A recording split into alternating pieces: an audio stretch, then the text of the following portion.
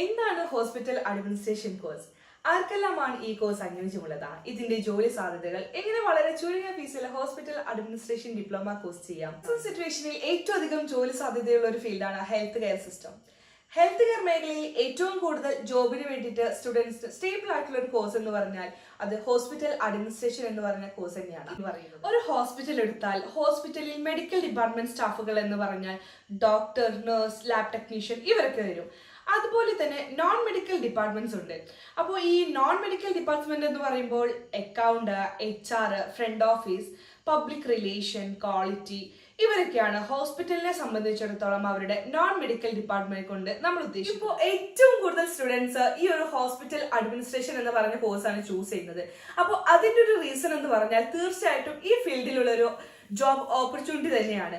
അതുപോലെ തന്നെ salary growth, ഇതൊക്കെയാണ് സ്റ്റുഡൻസിനെ അട്രാക്ട് ചെയ്യുന്നത്. നോർമലി നമ്മൾ ഒരു ഹോസ്പിറ്റൽ എടുത്താൽ ആ ഒരു പേഷ്യന്റ് ഹോസ്പിറ്റലിലേക്ക് എൻട്രി ചെയ്തത് മുതൽ അയാൾക്ക് ആവശ്യമായിട്ടുള്ള എല്ലാ സേവനങ്ങളും അയാൾ പോകുന്നത് വരെയുള്ള കംപ്ലീറ്റ് പ്രോസസ്സുകൾ മാനേജ് ചെയ്യുന്നത് ഈ ഒരു മാനേജ്മെന്റ് സ്റ്റാഫുകൾ അല്ലെങ്കിൽ അഡ്മിനിസ്ട്രേറ്റീവ് സ്റ്റാഫുകളായിരിക്കും.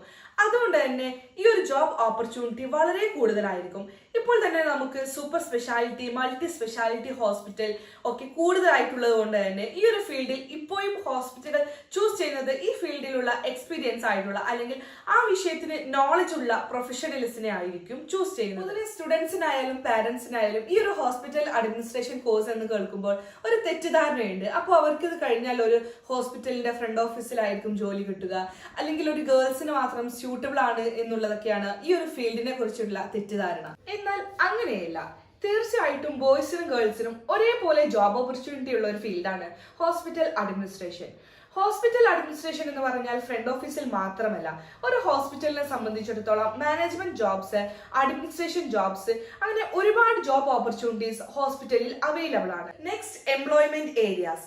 നോർമലി ഇവർക്കൊരു ഹോസ്പിറ്റലിൽ മാത്രമല്ല വർക്ക് ചെയ്യാനായിട്ട് അവസരങ്ങൾ ഉള്ളത്. ഹോസ്പിറ്റലിൽ തന്നെ ആയുർവേദിക് ഹോസ്പിറ്റൽ വരുന്നുണ്ട്, ഹോമിയോ ഹോസ്പിറ്റൽസ്, നഴ്സിംഗ് ഹോംസ് ഉണ്ട്, അതേപോലെ മെഡിക്കൽ ഇൻഷുറൻസ് കമ്പനിയിൽ വർക്ക് ചെയ്യാം, ഫാർമസ്യൂട്ടിക്കൽ കമ്പനീസ്, അതുപോലെ റീഹാബിലിറ്റേഷൻ സെന്റർ ബേസ് ചെയ്ത് ഈ ഒരു ഫീൽഡിലെല്ലാം വർക്ക് ചെയ്യാൻ നമുക്ക് സാധിക്കും. ഒരു ഹോസ്പിറ്റൽ അഡ്മിനിസ്ട്രേഷൻ ജോബ് എന്ന് പറയുമ്പോൾ front office executive, front office manager, admin executive, admin, HR executive, HR marketing executive, marketing manager, purchase manager, purchase executive, quality controller, quality analyst, marketing executive, ഇതൊക്കെയാണ് ഇതിൽ മെയിൻ ആയിട്ട് വരുന്ന ജോബ് ടൈപ്സ്.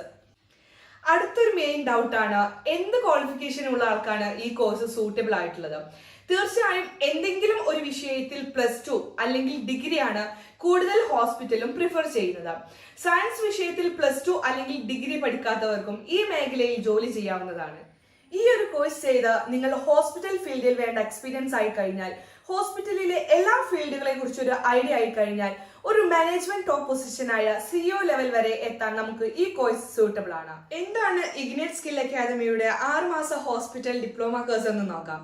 സ്റ്റുഡൻസിനെ ക്ലാസ്സിലിരുത്തി കുറെ theory portion പഠിപ്പിക്കുകയല്ല, ഏറ്റവും കൂടുതൽ communication ആവശ്യമായിട്ടുള്ള ഒരു ഫീൽഡാണിത്.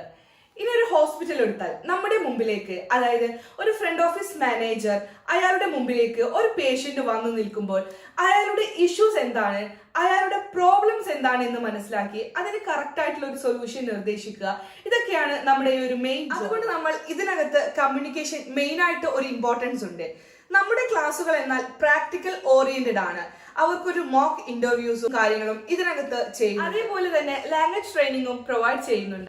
അതേപോലെ തന്നെ ബേസിക് ആയിട്ടുള്ള അക്കൗണ്ടിങ്, അതായത് ഒരു പ്രൊഫഷണൽ അക്കൗണ്ട് എന്നുള്ള രീതിയിലല്ല, നമുക്ക് അത്യാവശ്യം വേണ്ട അക്കൗണ്ടിങ് ഒക്കെ നമുക്ക് അറിയണം. നമ്മുടെ കോഴ്സ് ഫുൾ പ്രാക്ടിക്കൽ ഓറിയന്റഡ് ആണ്. കൂടാതെ കോഴ്സിന്റെ ആദ്യ 3 മാസം കഴിഞ്ഞാൽ അടുത്ത 3 മാസം പഠനത്തിന്റെ കൂടെ നിങ്ങൾക്ക് അടുത്തുള്ള ഹോസ്പിറ്റലിൽ ഇന്റേൺഷിപ്പ് ചെയ്യാനുള്ള അവസരവും പരമാവധി പ്രാക്ടിക്കൽ അറിവ് നേടി അതിലൂടെ വേഗം ജോലി നേടുവാനും നിങ്ങളെ പ്രാപ്തമാക്കുന്ന ഒരു കോഴ്സാണ് ഇത്. ഇഗ്നൈറ്റ് സ്കിൽ അക്കാദമിയിൽ ഹോസ്പിറ്റൽ അഡ്മിനിസ്ട്രേഷൻ പഠിച്ച ആയിരക്കണക്കിന് വിദ്യാർത്ഥികൾ കേരളത്തിലെ ഒട്ടുമിക്ക ഹോസ്പിറ്റലിലും വിദേശത്തും നല്ല നിലയിൽ ഈ മേഖലയിൽ ജോലി ചെയ്യുന്നതിനാൽ ഒരു മികച്ച അലുമിനി സ്പോട്ട് നിങ്ങൾക്കുണ്ട്. കഴിഞ്ഞിറങ്ങുമ്പോൾ തന്നെ നിങ്ങൾക്ക് ഒരു ജോബിലേക്ക് ആവശ്യമായ ഇന്റർവ്യൂസ് ആണ് നമ്മൾ അറേഞ്ച് ചെയ്തു തരുന്നത്. തീർച്ചയായിട്ടും ഇതൊരു മാനേജർ ലെവൽ ജോബ്സ് ആയതുകൊണ്ട് തന്നെ നിങ്ങളുടെ, അതായത് സ്റ്റുഡൻസിന്റെ പെർഫോമൻസ് ബേസ് ചെയ്തായിരിക്കും സെലക്ഷൻ വരുന്നത്. നിങ്ങളുടെ കമ്മ്യൂണിക്കേഷൻ സ്കില്ല്, അക്കൗണ്ടിങ് സ്കില്ല്, അങ്ങനത്തെ കാര്യങ്ങളൊക്കെ ഹോസ്പിറ്റലിൽ നോക്കും. ശേഷമായിരിക്കും നിങ്ങൾക്ക് സെലക്ഷൻ വരുന്നത്. അപ്പോൾ അതിനുവേണ്ടി ആയിരിക്കും നിങ്ങൾക്ക് ഇവിടുന്ന് കാര്യങ്ങൾ പഠിപ്പിച്ച് പാസ് ഔട്ട് ആക്കുന്നത്.